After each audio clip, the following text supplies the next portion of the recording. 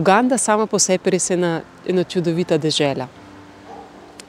Je pa res, da je res revna in da ljudje v njej po eni strani so zelo odprti, veseli, sproščeni, hkrati pa živijo v eni resnični revščini. Ne vem, da v 21. stoletju še vedno se borijo za vsakdanji kruh, ker kruha nimamo, kruh je pravzaprav bogastvo, ampak za polento in fižol, da marsikatera družina ne ve, a bo zvečer imela nekaj izdati za otrokom za jest ali ne, je kar boleče.